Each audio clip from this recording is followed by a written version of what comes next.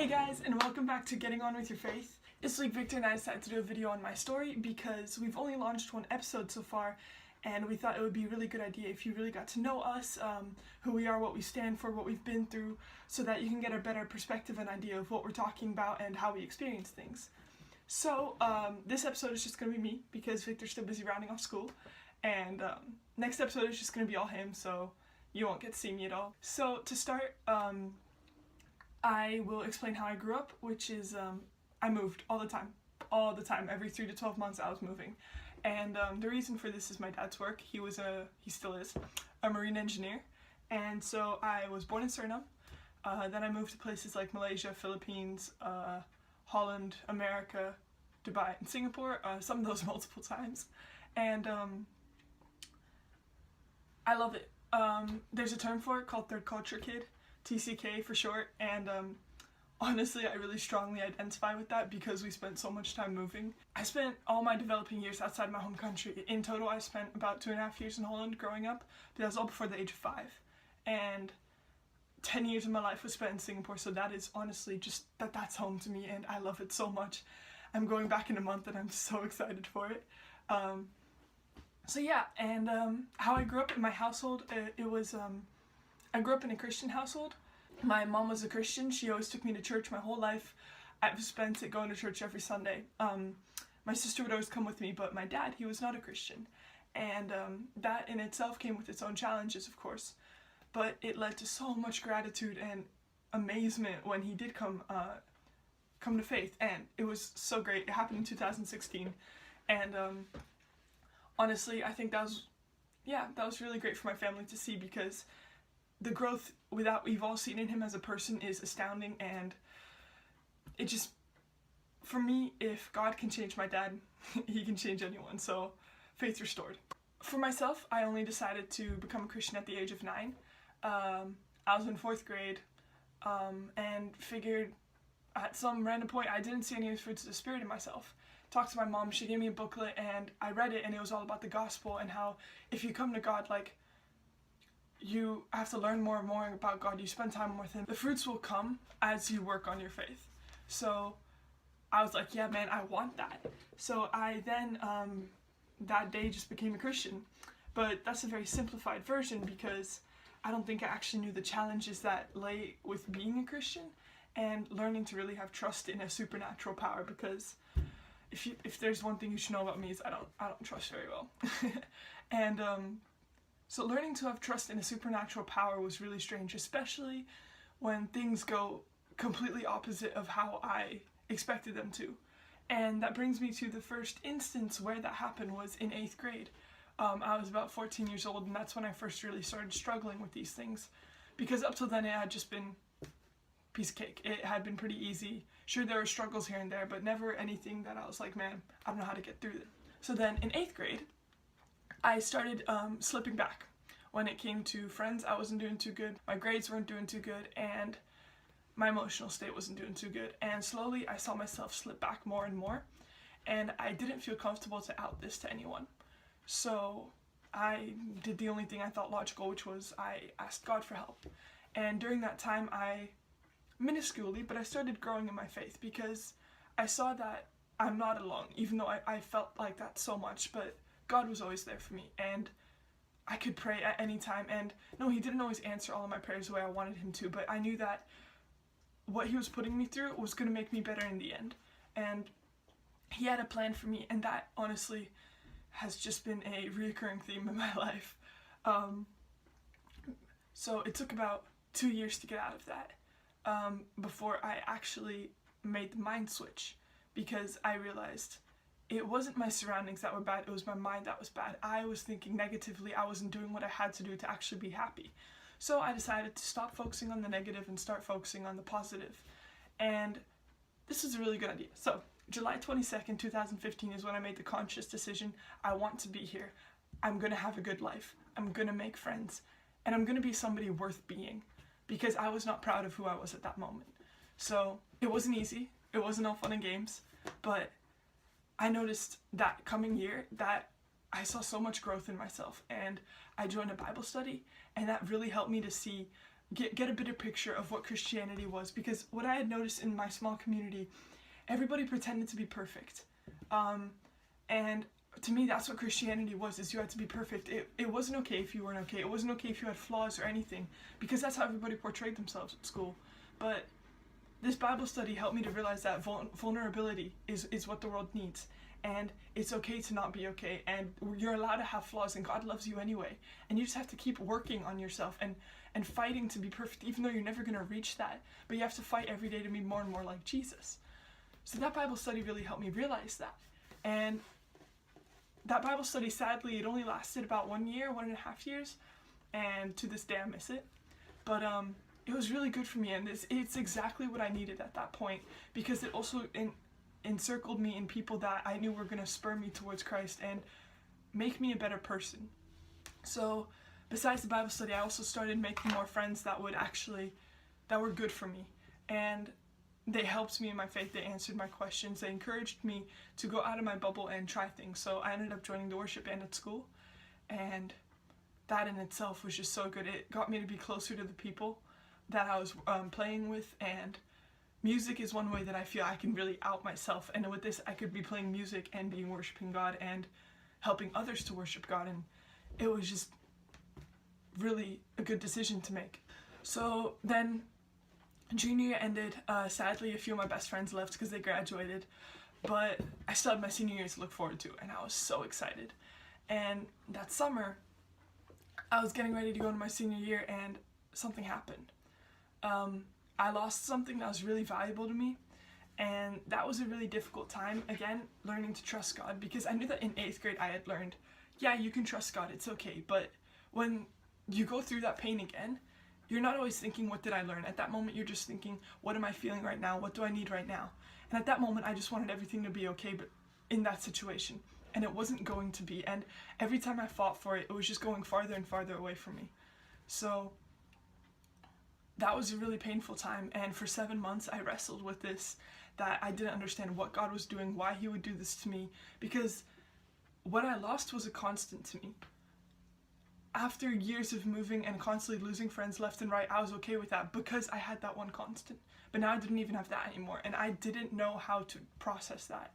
So for 7 months I really struggled. I saw myself kind of slip back in my faith, and emotionally it got harder again. It wasn't as bad as before, definitely not, but I noticed I would slip back easier into my old patterns. So for 7 months I prayed. I'm like, yo, God, what are you doing? I don't get it. And I finally got an answer. It wasn't the answer I was hoping for, but I learned that God always provides. He's going to take something you think is good out of your life, but he's always going to give you something better, or something that's going to make you the person he needs you to be, or you're meant to be. It's not always what we want. It has to be what God wants. And I learned that in that lesson. I learned that God's plan goes over everything. And this really helped me to regain my trust in God, because once again, I don't trust well. So it was easily gone when he took that constant away from me. But he gave me something else, and this person actually that he gave me was somebody that really encouraged me in who I was as a person, to step out of my comfort zone, to grow as a person, not be afraid to grow as a person. And the best part was, when we both moved to college, she moved to Holland too. So I'm actually going to go see her today. But the great thing is that I grew in my faith because of her. This helped me to regain trust in God, and it was a really good reminder to know that God does provide. Even if we don't always see it how we want it to, he does provide. So then my last few months in Singapore were insanely hectic. We had our senior thesis, which was an immense project that we had to pass to graduate, and I've never been so stressed in my life, but we passed it. I graduated, my cap and gown hangs over there, and that was really great. there was so much stress, but at the same time, trying to balance school and my social life, I was trying to meet as many people as I could. After 10 years of living in Singapore, you build so many relations, and I was trying to see everybody before I left and really spend a lot of time with them. So one time wasn't enough. I'd see them like 3-4 times. but it was so worth it. When school finally ended, it was really bittersweet because I had spent 10 years of my life at that school and I'd never been in a place for longer than 2 years before that. So it was really painful to leave because all these people had seen me grow from a little shy 8-year-old kid to an 18-year-old who had graduated, even though a lot of people didn't think I would, and they saw me grow up, and that was really difficult for me to leave that behind. And summer started, and I was out every single day from like 9 a.m. to 3 a.m. just because I was out doing stuff, and it was amazing. And in my last 2 months in Singapore, I decided it would be a smart idea to get into a relationship. And no, it wasn't a smart idea, but I'm glad I did, because this relationship, I put it off for a while because I thought, no, I'm moving, it's not smart, but then eventually, you know, yeah, it happens. So I then, we decided to go into a long distance relationship. We had made plans when we would see each other again, how life would go. We planned pretty far into the future, and I think that was our downfall because we spent so much time planning future things. Like what kind of work we wanted to do together, where we wanted to live, when we were going to get married, when we were going to get engaged, and there were all these things that we just focused on instead of God. And because at that point I'm like, yeah, I trust God. No, man, I put God on the shelf because I figured I trusted him, so, you know, I could take things into my own hands again. Don't do that. So then we entered a long distance relationship. I moved to the Netherlands for college, and he moved to where he was going to go for college, and it went pretty well the first few months. Honestly, we just kept planning, we kept talking, communication was open, and it was really good. And then all of a sudden it wasn't. And after 4 months, we broke up. And I have to say that was the most difficult thing that I had ever gone through or had to face. I'm thankful for that it happened though, because I learned a lot from it. I learned that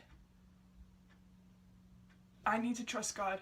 Even though I think I already trust him, I need to keep trusting him because my pride cannot get in the way. I learned that God always provides.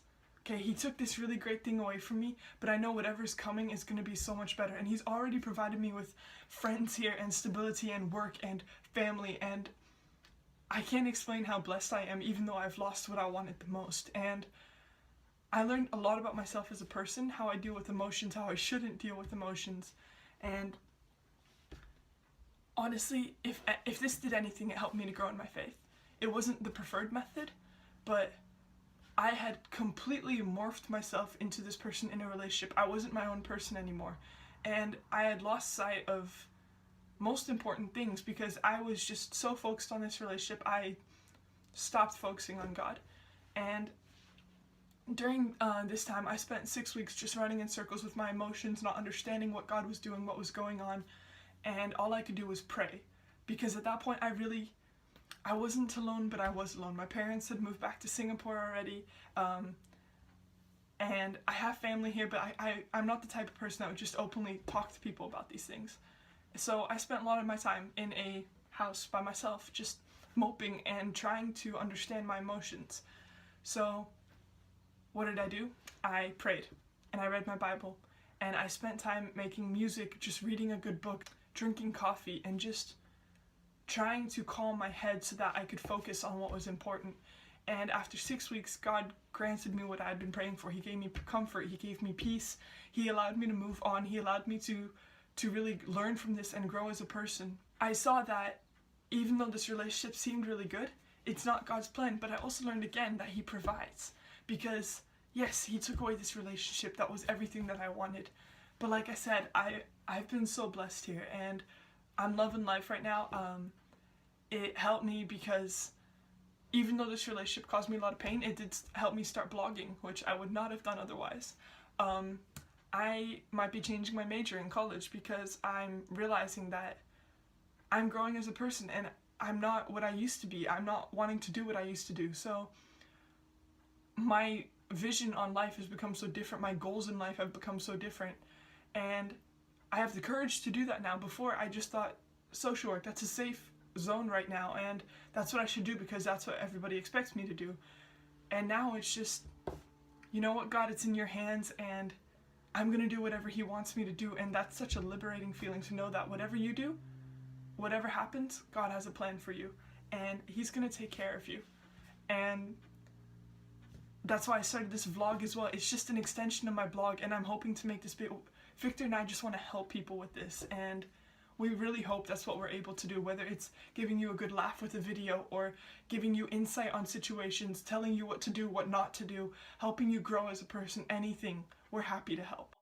That's where I am in my life right now, and I hope that you're able to take from it what you need to get a bit of an insight who I am as a person, and I hope you enjoyed.